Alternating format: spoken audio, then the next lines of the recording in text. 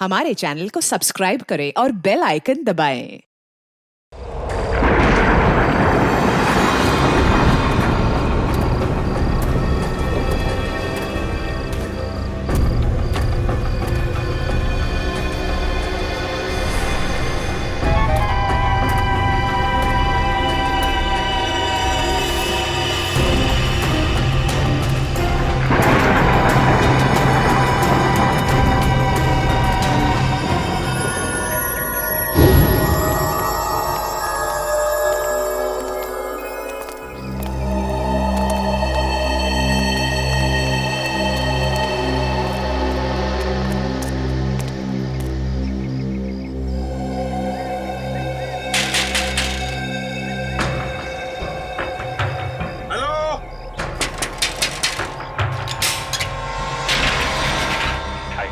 क्या है? कौन हो तुम लोग? भाई साहब, हम मुसीबत में फंस गए। देखिए ना, इन्हें चोट भी लग गई है। हमारी मदद कर दीजिए प्लीज। अरे लेकिन तुम लोग हो कौन? एक्चुअली वक्त के मारे शादी में जा रहे थे कि गाड़ी खराब हो गई और ऊपर से चोट भी लगी मुझे। क्या मदद कर सकता हूँ? एक फोन करना था, मेरे मोबाइल की बैटरी चली गई, सुबह जल्दी में चार्ज नहीं कर पाया ना, इसलिए एक फोन प्लीज प्लीज। भाई साहब प्लीज हमारी मदद कर दीजिए, एक फोन करने दीजिए प्लीज। ठीक है, अंदर आ जाओ। Thank you. घर में फर्स्ट एड बॉक्स है क्या? थोड़ा पट्टी बांध देते तो। हाँ, बैठिए, सब मिलेगा, बैठिए। Okay, thank you.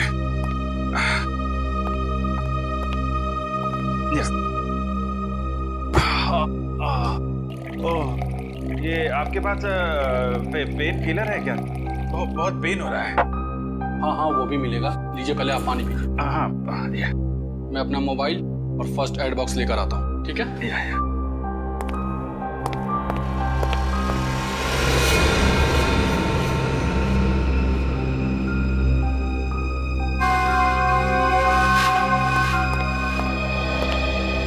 सही टाइम हो गया है।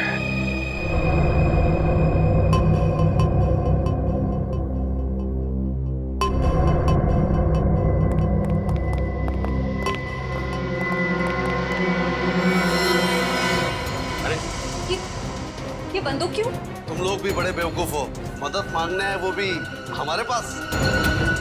कौन हो तुम लोग? लुटेरे, या तो फिर यूं कह लो कि खूनी। 2 खून तो हम कर चुके हैं और अब 2 और करेंगे, वो भी तुम्हारा। नहीं सर, प्लीज हमें मत मारिए प्लीज। ए, चुपचाप गहने निकाल, सारे गहने निकाल। तुम बहुत गलत कर रहे हो। कौन हो तुम लोग?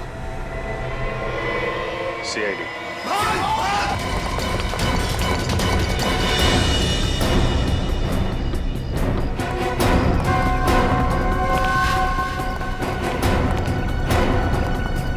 सीआईडी के सामने से भागना इतना आसान नहीं, वो भी 2-2 खून करके। माफ कर दीजिए साहब, हमें साहब प्लीज साहब माफ कर दीजिए। माफी के लायक तुमने काम ही नहीं किया जो तुम्हें माफ कर दिया जाए। तुम तीनों के खिलाफ बहुत सारे सबूत है हमारे पास। लक्षिता और इंद्राणी का खून किया तुम लोगों ने। चलो, टाइम पूरा हो गया तुम्हारा, निकलो।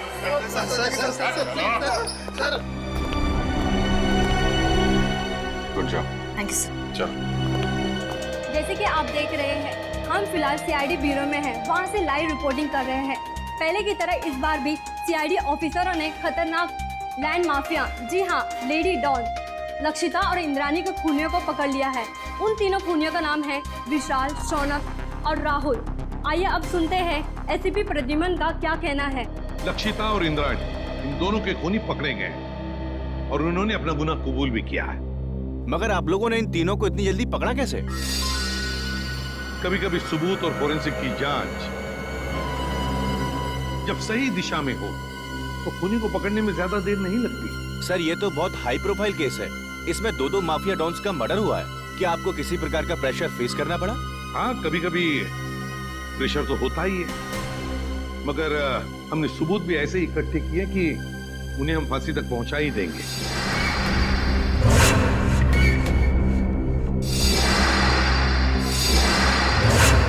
और अगले हफ्ते हम अपनी चार्जशीट फाइल करेंगे और उसके बाद ही कोर्ट की कार्रवाई शुरू होगी। ठीक है, थैंक यू वेरी मच, अब जा सकते हैं।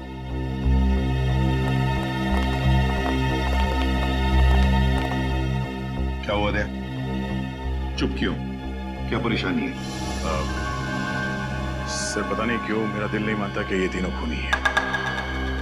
क्या? क्यों? सर, फोरेंसिक रिपोर्ट और क्राइम सीन के इन्वेस्टिगेशन से तो यही साबित हुआ है कि खून उन तीनों ने ही किया है।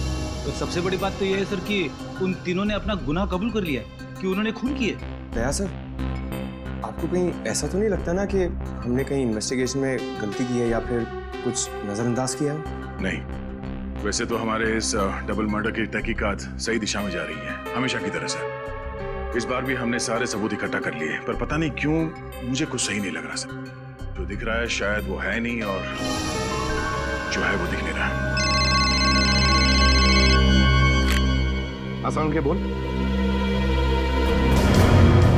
शादी कर रहे हैं? क्यों जा रहा है? क्या?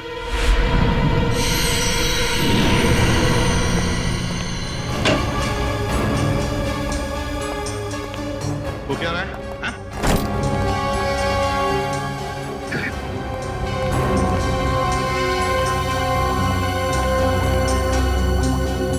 अरे डॉक्टर साहब, आखिर बात क्या है?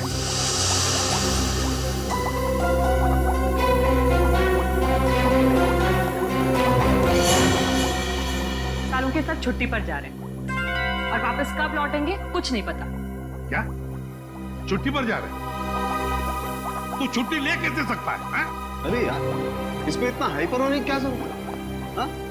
मैं छुट्टी पे जा रहा हूँ क्योंकि मेरी तबीयत ठीक नहीं है और मैं अपने घर जा रहा हूँ छुट्टियां लेकर के। किसी दूसरी दुनिया में नहीं जा रहा हूँ, क्योंकि मुझे इस लैब में ये इन लाशों से, इस केमिकल सेक्शन से मेरी तबीयत खराब होती है। मैं थोड़े दिन आराम करना चाहता हूँ, बस इतनी सी बात। बस इतनी सी बात है। ये कौन है? तुम कौन? सर, मैं इनकी पर्सनल नर्स हूँ। मेरा नाम मोनिका है। एक्चुअली इनकी ईसीजी रिपोर्ट्स बहुत खराब आई हैं, इसीलिए डॉक्टर ने इन्हें कंप्लीट रेस्ट करने के लिए बोला है। पागल हो गया तू? बता क्यों नहीं पहले तूने? क्या बता? मुझे अब खुद पता चला है तो मैं तुम्हें पहले क्या बताता? लेकिन सालों के साथ तब तक फॉरेंसिक डिपार्टमेंट की जिम्मेदारी कौन संभालेगा?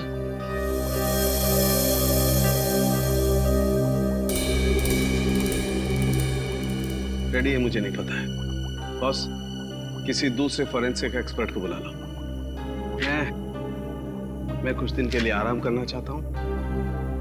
मुझसे अब कुछ नहीं हो सकता है और मुझे नहीं मालूम मैं कब वापस लौटूंगा। Thank you.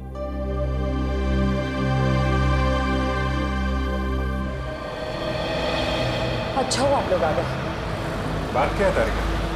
यहाँ पे क्यों बुलाया तुमने हमें? मुझे तुमसे जो बात कहनी है, पता नहीं उसका रिएक्शन क्या होगा, लेकिन बात कहना जरूरी है।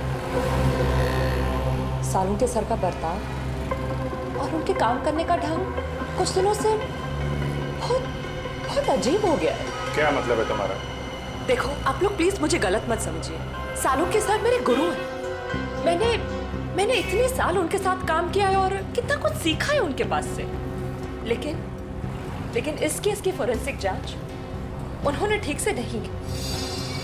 कितनी सारी बातों को उन्होंने अनदेखा किया, कितनी सारी चीजों का तो अभी तक उन्होंने ढंग से टेस्ट भी नहीं किया। तारिका, तुम समझ रही हो? तुम जो कह रही हो इसका क्या मतलब हो सकता है?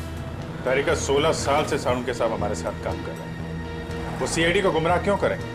अगर तुम्हारा शक गलत निकला तो?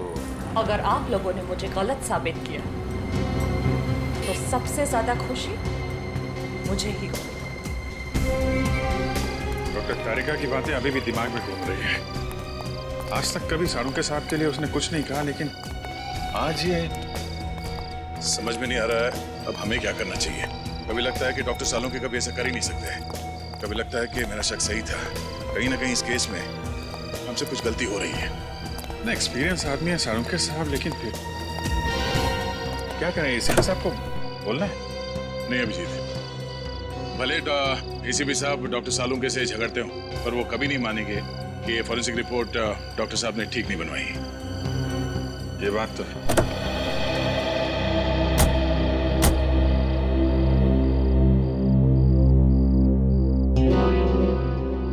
ये क्या है?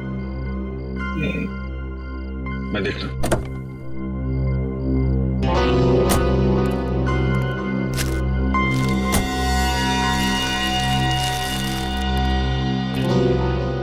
चॉकलेट पेपर जैसा लगता है।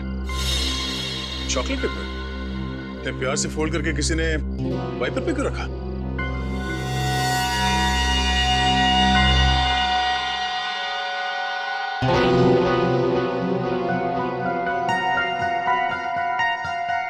कुछ लिखा हुआ है इसमें।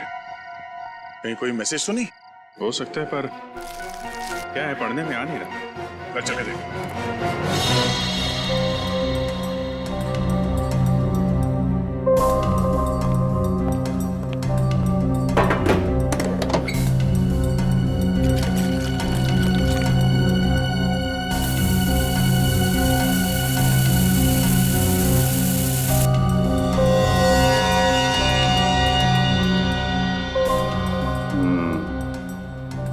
इनविजिबल इंक से लिखा गया था,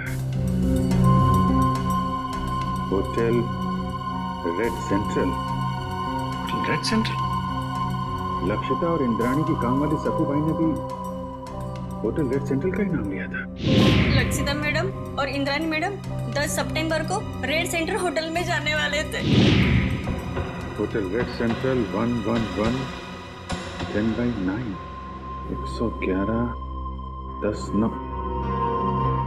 10/9 मतलब 10 सितंबर, और 111 इस होटल का रूम नंबर हो सकता है। 10 सितंबर को लक्षिता और इंद्रानी का खून हुआ था। कहीं इस होटल रेड सेंट्रल के कमरा नंबर 111 का इस डबल मर्डर केस से कोई संबंध तो नहीं है? हो सकता है दया, इसका पता लगाना पड़ेगा।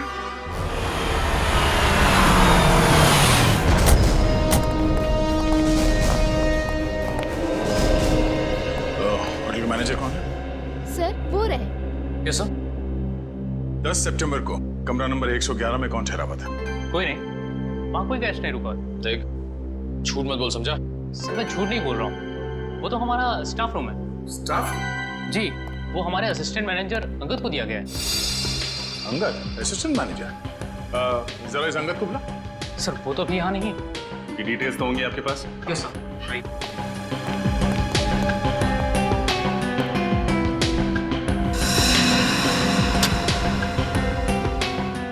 ये अंगद इस वक्त कहाँ होगा, कुछ मालूम है? नहीं सर, अंगद सर अचानक कहीं चले गए। अचानक कहीं चले गए? हाँ सर, 10 तारीख को शाम को 6:30 से 7 के बीच वो रूम की चाबी लेकर बाहर निकला और आते ही बोला कि उसे मुंबई से बाहर जाना है, उसे कुछ दिनों के लिए छुट्टी चाहिए।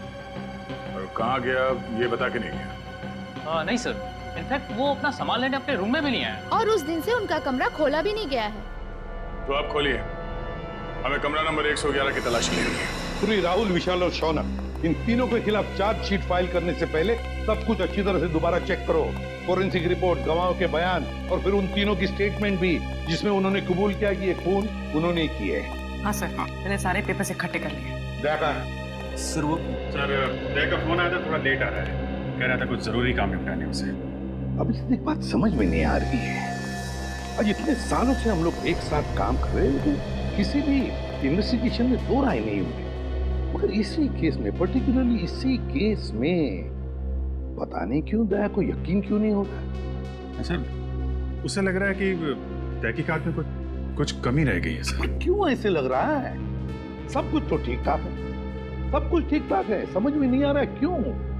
सारे ठोस सबूत है उनके खिलाफ, ठोस सबूत है उनके खिलाफ।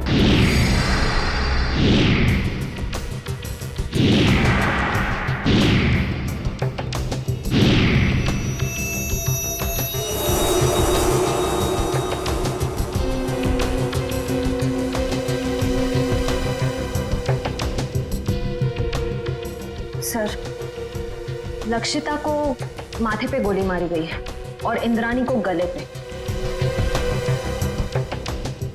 दोनों ही गोलियां आर पार हो गई हैं। हाँ सर, और दोनों के शरीर पे कोई चोट या खरोच के निशान नहीं है। मतलब मौत से पहले हाथापाई नहीं हुई?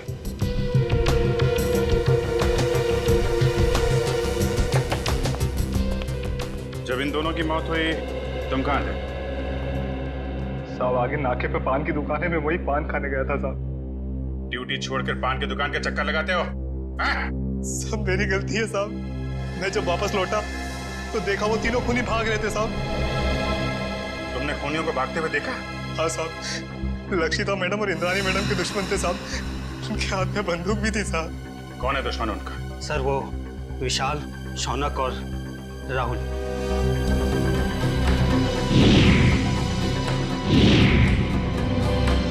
विशाल, शौनक और राहुल, ये तीनों तो वही है ना जिनके घर हथियार लेते तुम्हारी मैडम? ठीक कहा सर आपने। मैंने तो कई बार इंद्राणी मैडम और लक्षिता मैडम को कहा था कि प्लीज आप अपना पर्सनल बॉडीगार्ड रख लीजिए, लेकिन नहीं सर, अब प्रॉपर्टी के काम में दुश्मनी तो होगी सर। यहाँ घर में कोई और भी था इनके साथ? नहीं साहब, फार्म हाउस पे वो दोनों अकेली थी साहब। फिर फार्म हाउस पे काम करने वाली शक्कू भाई वो भी नहीं आई थी साहब। सर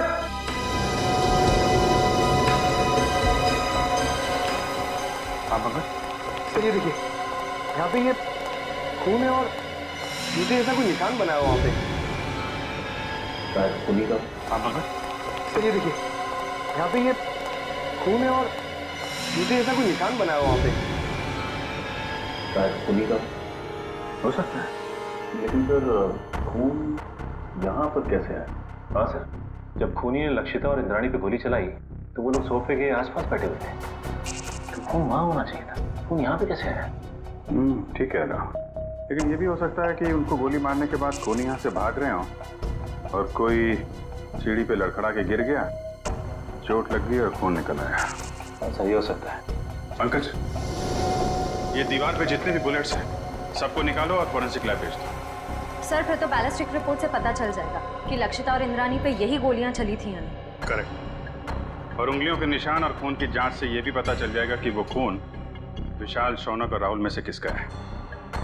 एक काम करो, जितने भी आई विटनेस है सबके स्टेटमेंट लो और तुषार से साइन करा लो। सर सचिन, सक्कू भाई को बुलवाओ, पूछताछ करो उससे। सचिन, विशाल, शौनक और राहुल तीनों की फोटोग्राफ सारे पुलिस स्टेशन में भेजो, सारे मोबाइल वैन और चेक नाके पे भी भेजो। तीनों बच के जाने नहीं चाहिए। सक्कू भाई, मैं तुमसे कुछ सवाल पूछूंगा, सब सच सच बताना। साहब, सक्कू भाई कभी झूठ नहीं बोलती। अच्छी बात है। आज तुमने लक्षिता मैडम और इंद्राणी मैडम के बर्ताव में कुछ अजीब पाया था? नहीं साहब। अच्छा, राहुल, शौनक और विशाल, इन तीनों का तुम्हारे मैडम के साथ कभी कोई झगड़ा हुआ था? नहीं साहब, मैंने कभी कोई झगड़ा नहीं देखा। तुम्हारी दोनों मैडम यही रहती? नहीं साहब, शनिवार रविवार को आराम करने के लिए वो फार्म हाउस आ जाते थे और सोमवार को चले जाते थे साहब। और कुछ याद है तुम्हें? हाँ साहब, लक्षिता मैडम और Indrani madam hotel red centre में जाने वाले थे। तुम्हें अच्छी तरह याद है कि वो होटल रेड सेंट्रल ही जाने वाले थे? हाँ साहब, मुझे पक्का याद है ना, मैडम ने खाना बनाने के लिए मुझे मना किया था। और हाँ साहब, वो किसी के साथ डिनर करने को जाने वाले थे, लेकिन वो गए नहीं गए मुझे कुछ भी नहीं पता है साहब। मैं वहां से भी चली गई। Hotel red central. इतने सारे सबूत मिले अभिजीत, उंगलियों के निशान, फिर वो गोलियां भी जिससे खून हुआ है, और फिर गवाहों के बयान भी।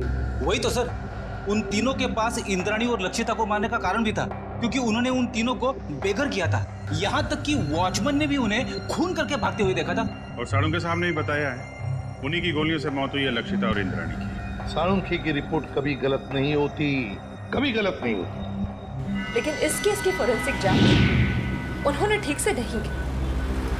कितनी सारी बातों को उन्होंने अनदेखा किया, कितनी सारी चीजों का तो अभी तक उन्होंने ढंग से टेस्ट भी नहीं किया। हाँ सर, साळुंखे साहब का काम तो एकदम पक्का होता ही है, पर पता नहीं क्यों अचानक उनकी तबीयत कैसे खराब हो गई। हाँ सर, साळुंखे सर जब क्राइम सीन पर आए थे वो तब से ही परेशान लग रहे थे, शायद तब से उनकी तबीयत खराब हो गई।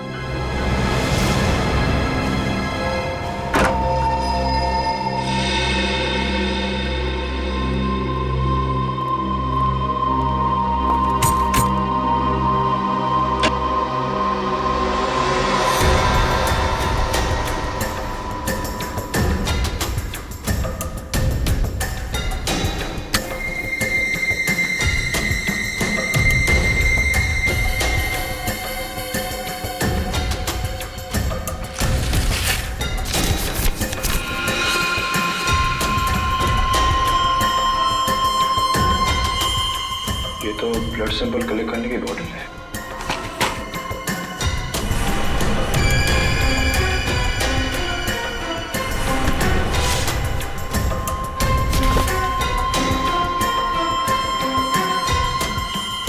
तो किसी चीज की ड्राइंग की गई है इस पेपर में।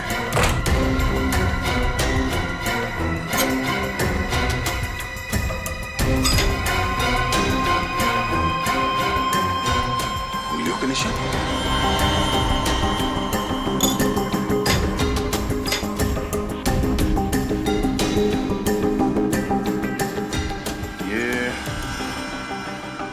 RVS। सर, ये देखिए, लगता है कोई अलग अलग आदमियों के उंगलियों के निशान बना रहा था। साहब, क्या इस कमरे में अंदर के अलावा कोई और गया? नहीं सर, वही रहता था। मेरा इस फ्रिज में ये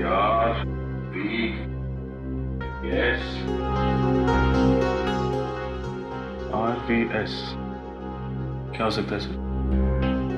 कहीं ये R से राहुल, S से शौनक और V से विशाल तो नहीं? सर लेकिन अंगद ने इन तीनों के फिंगरप्रिंट्स उठाए कहां से? पानी के ग्लास पर से या फिर टेबल के ऊपर से?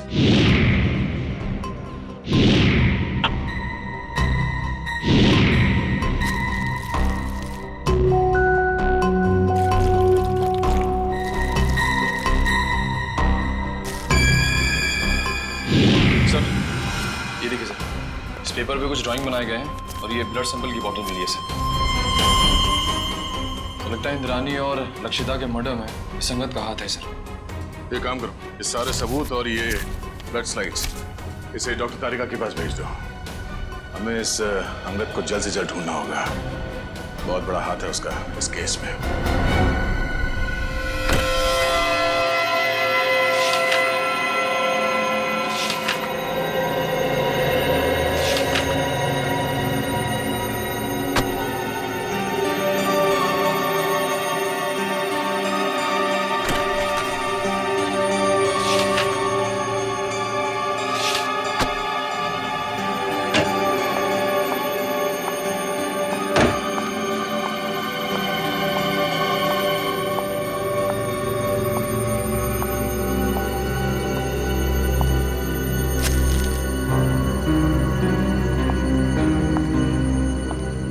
सब आप सचमुच जा रहे हैं? हाँ तारिका, मेरा काम खत्म हो गया है। और अब ये forensic lab, chemical section, evidence room, इन सब की चाबी तुम संभालो। मैंने अपनी जरूरत के कुछ कागजात अपने साथ ले लिए। लेकिन सर आप ये पेपर्स और फाइल्स क्यों लेकर जा रहे हैं? आपकी तबीयत खराब है इसलिए आपने छुट्टी लिया ना, आराम करने के लिए? या फिर घर पे भी काम करने का इरादा है? नहीं नहीं, ऐसी बात नहीं तारिका। देखो, यहाँ का काम तो तुम संभाल लोगे, लेकिन भाई अगर कभी मुझे लैब की याद आई तो इन फाइल्स को देख करके अपना मन बहला लो। सर आप ऐसे क्यों बात कर रहे हैं? आप वापस लौटने वाले ना ठीक होकर। हाँ यस जरूर। एनीवे, तुम मेरी चिंता छोड़ो, यहाँ मन लगा के काम करना। देखो अब तुम्हारी जिम्मेदारी ज्यादा बढ़ गई है। अब सर, अब हमें चलना चाहिए। आपके खाने का भी वक्त हो रहा है और फिर आपको दवाई भी तो देनी है ना।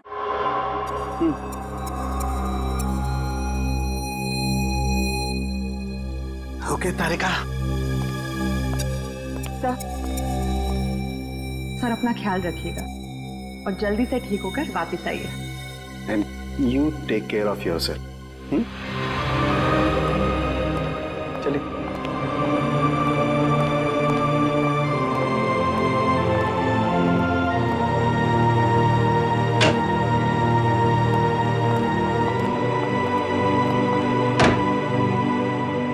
अंगद के कमरे से मिले सबूतों की जांच शुरू करनी पड़ेगी।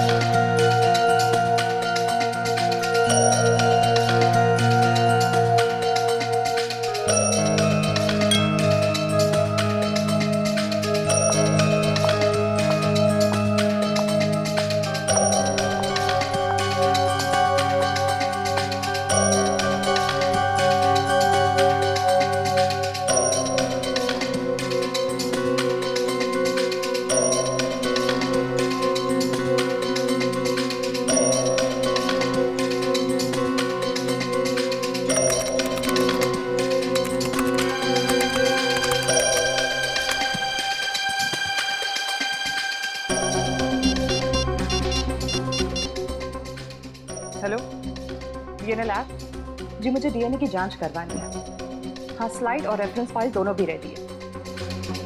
डॉक्टर सालुंके एक्चुअली सालुंके साथ छुट्टी पे है और उनके जगह जो नए हेड ऑफ द डिपार्टमेंट आने वाले हैं उन्हें ज्वाइन करने में थोड़ा टाइम है, लेकिन मैं इस केस में बिल्कुल डिले नहीं कर सकती, इसलिए प्लीज़ आप रिपोर्ट जल्द से जल्द रेडी कर दीजिए। Okay, thank you very much.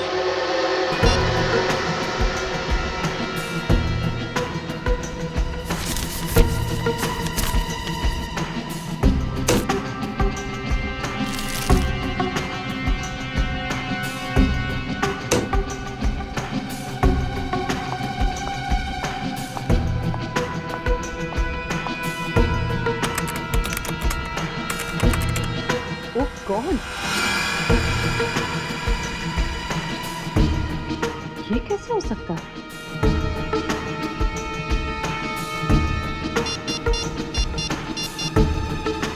Hello,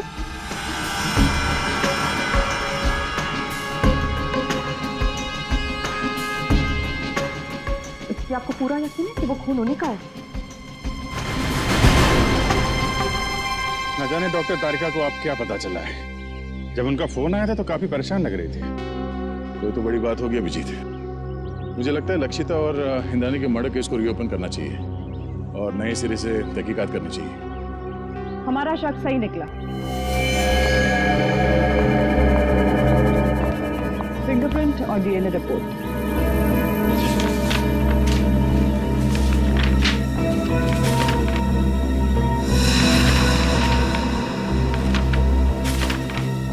ये क्या? अंगद के कमरे से जो खून, बाल और फिंगरप्रिंट्स मिले थे तो शौनक, विशाल और राहुल से मैच हो गए। कमाल है, शौनक, विशाल और राहुल के खून और फिंगरप्रिंट्स हमें क्राइम सीन पे भी मिले थे, लक्षिता के पनवेल वाले फार्म हाउस पे, जहां पे उनकी लाशें मिली थी हमें। ये बात तो मेरी भी समझ में नहीं आ रही। अगर विशाल, शौनक और राहुल ने उन दोनों औरतों को उनके पनवेल वाले फार्म हाउस में मारा है, तो फिर उनके बाल, खून और फिंगरप्रिंट्स होटल रेड सेंट्रल के किसी स्टाफ रूम में कैसे आ गए? सर, राहुल, विशाल और मैं, हम तीनों हमारे गैर कानूनी सौदे के लिए होटल रेड सेंट्रल जाया करते थे। लेकिन सर, मैं कसम खा के कहता हूँ कि हम तीनों अंगद से कभी नहीं मिले। सर, मुझे तो ये भी नहीं पता कि मेरे उंगलियों के निशान अंगद के कमरे में आए कैसे। अंगद को पहले कभी मिले नहीं थे। रेडी, अंगद का फोटो दिखाओ। अब फोटो को देखकर बताओ, क्या तुमने इस आदमी को पहले कभी देखा है? जानते हो इसे? ये अंगद है, असिस्टेंट मैनेजर था रेड सेंट्रल होटल का। नहीं सर, हो सकता है कि आते जाते देख लिया हो, लेकिन सर मेरी इससे कभी कोई बातचीत नहीं हुई सर। हो सकता है तुम्हारे साथी विशाल और राहुल अंगद को जानते हो? नहीं सर, मैं दावे के साथ कह सकता हूँ कि राहुल और विशाल भी अंगद के लिए अजनबी है। शौनक, इस छोटी सी बोतल में हमें तुम्हारा खून मिला था। मेरा खून? हाँ, ये भी अंगद के होटल के कमरे से मिला था हमें। तुम्हारा ये खून वहाँ अंगद के कमरे में कैसे आया? मुझे नहीं पता सर। क्या पिछले 8-10 दिन में तुम्हें कोई चोट लगी थी जिसके कारण बहुत ज्यादा खून बहा? नहीं सर, ऐसा तो कुछ भी नहीं हुआ। तो फिर तुम्हारा एक खून इस बोतल में कैसे आया? सर, कुछ दिन पहले मुझे एक एलर्जी अटैक आया था। उसका ब्लड टेस्ट कराने के लिए मैं हॉस्पिटल गया था। तो हो सकता है कि... कौन सा hospital? Sir, paradise health care hospital. Paradise health care hospital? हाँ हाँ सर। उस पैथोलॉजिस्ट का नाम पता है तुम्हें जिसने तुम्हारा खून लिया था? सर, नाम तो नहीं पता, लेकिन सर वो दिखने में थोड़ी सी सावली थी, बाल उसके घुंघराले थे। सर, वो हॉस्पिटल की जूनियर पैथोलॉजिस्ट थी सर। सर, मुझे तो लगता है कि शौनक और उसके साथियों ने ही लक्षिता और इंद्राणी का खून किया है और ये सब ड्रामा कर रहा है, नाटक कर रहा है। इसे ले जाओ, जाओ। चलो सर, जब से ये केस रीओपन हुआ है तब से और उलझता जा रहा है। पहले किसी ने मेरी गाड़ी में उस चॉकलेट के पेपर पे होटल रेड सेंटर लिखा और उसी होटल के कमरे से ये अंगद गायब हो गया और उसके कमरे में से इन तीनों के बाल, फिंगरप्रिंट्स और खून मिले। और सर और क्या? सर समझ में नहीं आ रहा कैसे कहूं, आपको मेरी बात का यकीन होगा या नहीं। यकीन करूंगा या नहीं? साफ साफ बताओ दया। सर वो डॉक्टर तारिका को डॉक्टर सालुंग के बर्ताव पे कुछ परेशानी है सर। उसे लगता है कि पोस्टमार्टम और फॉरेंसिक जांच के दौरान वो कुछ परेशान से थे और उन्होंने ये सारे टेस्ट जल्दबाजी में किए थे। तुम सालुंखी पर शक कर रहे हो दया? सर कुछ बात तो जरूर है। साफ साफ बताओ दया, बताओ बात क्या है? सर मुझे लगता है कि सेहत का तो सिर्फ बहाना है। क्या मतलब? सर मतलब डॉक्टर सालुंके का लैब में ना आने की असली वजह कहीं ये लक्षिता और इंद्रानी के डबल मर्डर केस तो नहीं है? अगर ये बात है दया तो सालुंखे से मिलना पड़ेगा।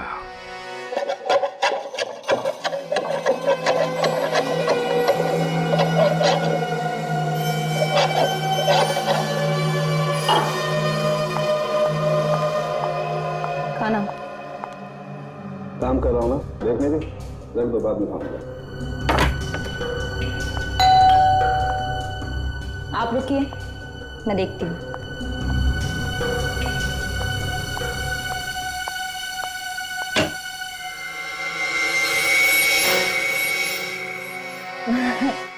सर आप आइए ना प्लीज।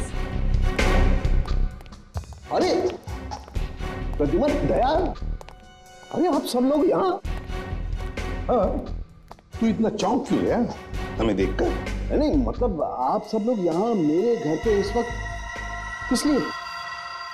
हम ये पूछ रहे हैं कि आपकी तबीयत कैसी है। वैसे तो हम यहाँ फोन करके आना चाहते थे, पर आपका फोन कब से स्विच ऑफ आ रहा है। हाँ, वो बैटरी का प्रॉब्लम होगा। सर आपकी तबीयत कैसी है अब? मेरी तबीयत के बारे में छोड़ो, आप लोग ये बताओ कि आप लोग यहाँ पर किस लिए हैं? क्यों बस कुछ प्रॉब्लम हुई है? आसाम की प्रॉब्लम तो हुई है। हमारी इन्वेस्टिगेशन और तुम्हारे फोरेंसिक रिपोर्ट में कुछ गलती है। हाँ, गलती? हाँ, हो सकती है, गलती हो सकती है। गलती आपके इन्वेस्टिगेशन में हो सकती है, मेरी रिपोर्ट में कोई गलती नहीं हो सकती। मैं कभी कोई गलती नहीं करता हूं। कहीं आप मेरी 16 साल की काबिलियत पर शक तो नहीं कर रहे? सर प्लीज आप नाराज मत होइए, हमें बस लगा कि आपकी तबीयत खराब थी तो शायद गलती से आपसे कुछ चीजें नजरअंदाज हो गई हो, गलती से। डॉक्टर साहब हम ये नहीं कह रहे कि आपने जानबूझ के कोई गलती की है, हमें बस इस बात की फिक्र है कि किसी बेगुनाह को सजा ना हो जाए। बेगुनाह को सजा नहीं होनी चाहिए। बेवकूफ नजर आता हूं मैं? मेरी शक्ल पर लिखा है कि मैं बेवकूफ हूं? क्या मतलब क्या आपका? 16 साल के बाद आप लोग मेरी काबिलियत पर, मेरी ईमानदारी पर शक कर रहे हैं। 16 साल मैंने ईमानदारी से काम किया और अब आप लोग घुमा घुमा करके ये कहना चाहते हैं कि सालुखे बेवकूफ है। इतना गुस्सा क्यों हो रहा है? हा? मैं गुस्सा इसलिए हो रहा हूं बॉस, तुम ये कहना चाहते हो कि 16 साल के बाद सालुखे बेईमान है, उसने गलती की है, वो नाकाबिल है। ओके, अगर ऐसा है तो आप इंद्राणी और लक्षिता का पोस्टमार्टम दोबारा करवा लीजिए। That's it, बस। अरे सर, डॉक्टर साहब बात तो सुनिए। ये सालुंके साहब को हो क्या गया? उन्होंने एक बार भी नहीं पूछा कि हमें उनकी रिपोर्ट में कौन सी गलत बात लगती है। वही तो एक बार भी सालुंखे ने नहीं पूछा कि रिपोर्ट में गलती क्या है।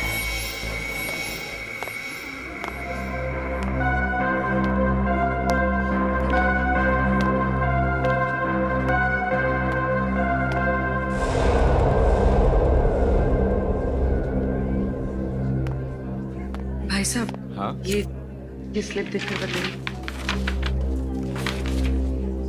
हाँ, आप इस डोर से अंदर चले जाइए।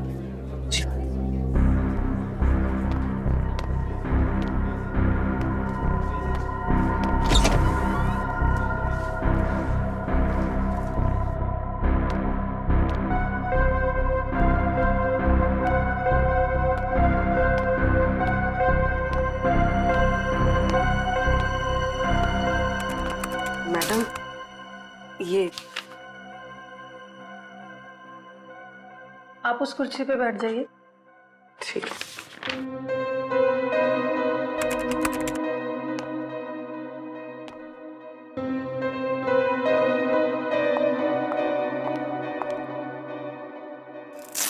अपना हाथ दीजिए।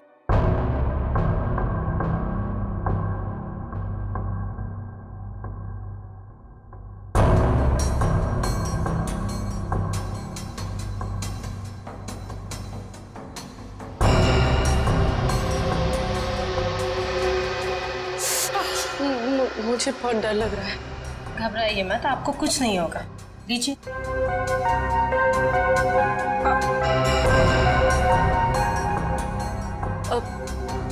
मेरा एक दोस्त है, मुझे उसकी ब्लड रिपोर्ट पिकअप करनी है, तो मुझे उसकी रिपोर्ट मिलेगी? पेमेंट स्लिप है आपके पास? स्लिप तो नहीं लाई हूँ, लेकिन उसकी रिपोर्ट्स बहुत अर्जेंट है। वो बीमार है तो आ नहीं सकता। उसका नाम शौनक है। ठीक है, मैं चेक करके आपको बताती हूँ। लेकिन मैंने तो किसी शौनक की रिपोर्ट नहीं देखी, और अगर होती तो रिकॉर्ड में होती। आप यहीं पे रुकिए, मैं देख के बताती हूँ।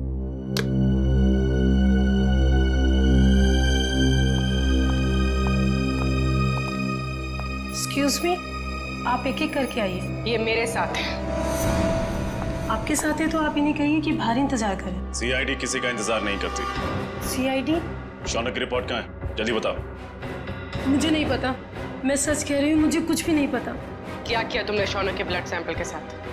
मैं सच कह रही हूँ, मुझे कुछ नहीं पता इस बारे में। कुछ नहीं पता? कुछ नहीं पता? मुझे कुछ नहीं पता सर, मुझे कुछ नहीं पता। मैं सच कह रही हूँ, मुझे कुछ नहीं पता। हमें पता है, ये रहा वो ब्लड सैंपल। जब तुमने शौनक का ब्लड टेस्ट किया ही नहीं, तो उसकी रिपोर्ट कहां से बनती? अब बताओ, किसके कहने पे किया है तुमने ये सब? नाम बताओगी या एक और थप्पड़ खाना? नहीं, अंगद नाम है उसका। अंगद? हाँ, वो मेरे कॉलेज का फ्रेंड है। उसी ने मुझे ये सब करने के लिए कहा था। ये अंगद है कहाँ? मुझे कुछ नहीं पता, मैं सच कह रही हूँ, मुझे कुछ नहीं पता। अंगद ने तुम्हें बताया था कि उसे शौनक का खून किस लिए चाहिए? नहीं, लेकिन मैंने उसे फोन पे बात करते हुए सुना था। वो किसी से कह रहा था कि गाड़ी मोड़ वाली बेकरी के पास ले आओ। मैंने दोस्त समझ के उसका काम कर दिया और बिल्कुल भी सीरियसली नहीं लिया। बाद में मुझे भी शक हुआ कि वो इस खून का कुछ गलत इस्तेमाल करने वाला है। मैं सच कह रही हूँ। अंगद ने शौनक के खून का इस्तेमाल तो किया, लेकिन क्यों? तारिका, राहुल, विशाल और शौनक, ये तीनों खूनी अंगद को जानते तक नहीं थे, फिर भी उनके उंगलियों के निशान उसके होटल के कमरे में मिले। इसका मतलब है फोरेंसिक इन्वेस्टिगेशन में कोई ना कोई गलती हुई है। बस दोबारा पोस्टमार्टम करना पड़ेगा। आप क्या कह रहे हैं एसीपी सर? डॉक्टर सालुंके ने तो बस गुस्से में दोबारा पोस्टमार्टम के बारे में कहा था, क्योंकि उन्हें लगा कि हम सब उन पर शक कर रहे हैं। शक की वजह है हमारे पास तारिका, शक की वजह है। बस पोस्टमार्टम करना पड़ेगा। लेकिन सर, डॉक्टर सालुंके के बिना मेरा दोबारा पोस्टमार्टम करना सही होगा? तुम अकेली नहीं हो तारिका, दिल्ली ब्रांच से एक बहुत बड़े फॉरेंसिक एक्सपर्ट आ रहे हैं। जब तक डॉक्टर सालुंके काम पर वापस नहीं आ जाते, doctor Sameer head of department की जिम्मेदारी संभालेंगे। मैं आ गया हूँ सर। आइए आइए doctor Sameer, welcome. Thank you sir. Doctor Sameer, ये है डॉक्टर तारिका। इस केस में आपको इनके साथ ही काम करना है। Hello doctor. Hello doctor Sameer, आपके बारे में मैंने बहुत सुना है। आपको तो जीनियस कहा जाता है। नो डॉक्टर तारिका, रियल जीनियस डॉक्टर सालुंके हैं, जिनके साथ तुम इतने सालों से काम करती आई हो। ये तो मेरी खुशनसीबी है कि उनकी जगह मैं यहाँ कुछ दिन काम करूंगा। Sir I am little confused. मेरी समझ में नहीं आ रहा है कि ये दोबारा पोस्टमार्टम की जरूरत क्यों। डॉक्टर समीर, ये फैसला क्यों किया ये आपको पोस्टमार्टम करने पर ही पता चलेगा। ठीक है सर, फिर मैं अपना काम आज से ही शुरू करता हूँ प्लीज। बिकॉज दोबारा पोस्टमार्टम करना ज्यादा मुश्किल है, ज्यादा वक्त लगता है उसमें। Thank you sir, nice meeting you. Can be doctor. Sir, Angad के कमरे में से हमें जो फटे हुए कागज के टुकड़े मिले थे, उन टुकड़ों को मैंने जोड़ दिया है। ये देखिए। ये तो एक कमरे का नक्शा है। कमरे के बीचों बीच एक सोफा है। लगता है सोफे पे 2 लोग बैठे हैं और सामने टीवी देख रहे हैं। डिजाइन से तो वही लिविंग रूम लगता है जहाँ से हमें इंद्राणी और लक्षिता की लाशें मिली थी। हाँ सर, जिस वक्त उनकी मौत हुई थी उस वक्त कमरे में टीवी चल रहा था। सर, सोफे पे जो 2 लोग बैठे, मुझे तो लगता है ये इंद्राणी और लक्षिता है। सर मगर लक्षिता के घर के लिविंग रूम का नक्शा अंगद के घर में क्या कर रहा है? सर कहीं ऐसा तो नहीं कि ये नक्शा अंगद ने बनाया हो? सर, लक्षिता और इंद्राणी इन दोनों का खून 9 से 11 के बीच में हुआ था सर, और ये अंगद होटल के कमरे से 7 बजे निकल गया था। वही तो दया, इस अंगद को कैसे पता चला 7 बजे से पहले कि 9 और 11 बजे के बीच लक्षिता और इंद्राणी टीवी देखने वाले? और फिर इस कमरे का नक्शा वो भी अंगद के पास कैसे? लक्षिता के घर के कमरे का नक्शा। कुछ ना कुछ तो गड़बड़ जरूर है दया, कुछ ना कुछ तो गड़बड़ है।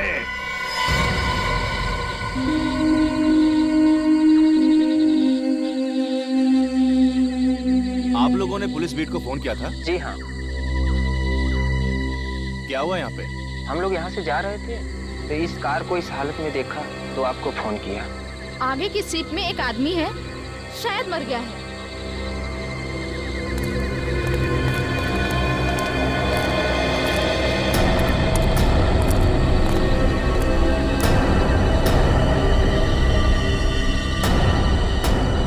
अरे ये तो वही है।